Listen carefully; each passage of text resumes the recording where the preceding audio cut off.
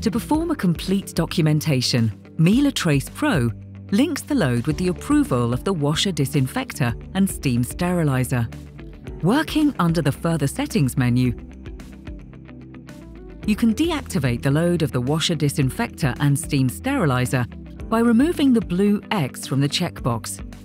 Please save your changes and return to the main menu. The documentation process now only covers the approval function. Under the Further Settings menu, you can tailor MELAtrace Pro even better to your workflow. Please remove the blue X. To standardize the washer disinfector approval for a device or procedure, you can now choose between MELAtherm or manual cleaning and disinfection. The second option also covers devices from other manufacturers. You can also activate the barcode label printout after approval of the washer disinfector and adjust the time how long the batch is available for the steam sterilizer load after washer disinfector approval.